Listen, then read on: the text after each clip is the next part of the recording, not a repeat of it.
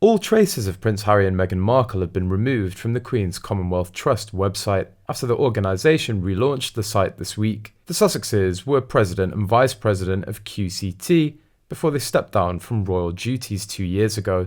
The QCT was set up to provide funding, tools and support for young Commonwealth leaders to help them transform their communities across agriculture, education, employability and more.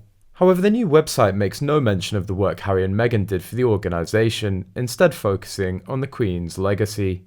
It comes after experts in Harry and Meghan's bombshell Netflix series branded the Commonwealth as Empire 2.0. Sharing the news of the updated site on Twitter, the organisation posted, "Our newly redesigned website is now live. Thanks to the important work of young leaders across the Commonwealth, we've amazing stories lined up for you. Please take a moment to check it out and let us know what you think." There's no mention of the Duke and Duchess of Sussex in the Team QCT section, nor are the couple mentioned in the organisations we support section. Instead, there's a detailed explanation of what the Commonwealth is, and how the organisation was set up in 2018 in recognition of the Queen's lifetime of service. The website update came after the Commonwealth was criticised in Harry and Meghan's Netflix series.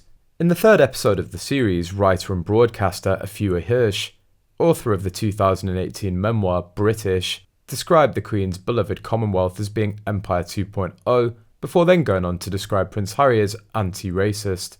Discussing institutional racism in the UK, Afua said in the documentary, "Britain calculated that it needed to grant these countries independence in a way that protected its commercial and capitalist interest, so it created this privileged club called the Commonwealth. The Commonwealth is still described as a club of friends who share common values.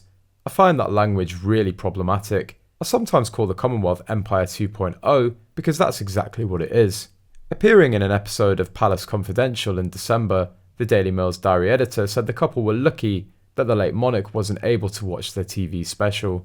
Discussing the first episodes of the series, Richard said, "It's almost lucky that Queen Elizabeth isn't alive to see this because the Commonwealth was so central to her and bringing people together. It's a voluntary organisation, whereas in the documentary it's dismissed as this colonial body used for Britain to extract money and resources from the rest of the world."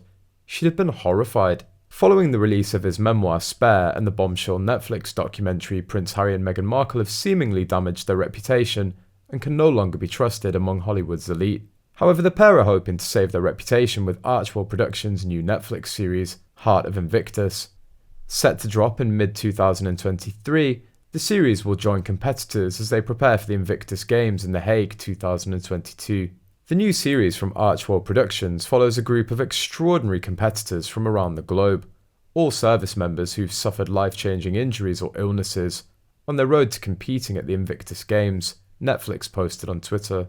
While speaking on the podcast Royal Report, Newsweek chief royal correspondent Jack Royston revealed some PR experts have said the new series could help the young prince out of his reputational slump. "It's obviously a very unique project. There are very few people on the planet who can say that they've done anything equivalent to what Harry's doing there," he said. "Veterans are a community in America who quite rightly do need high-profile figures standing up for them, and anyone who does that is going to get a significant reputational boost out of doing so." One way that Harry seeks to rebuild the brand with some more kind of worthy but perhaps less attention-grabbing content.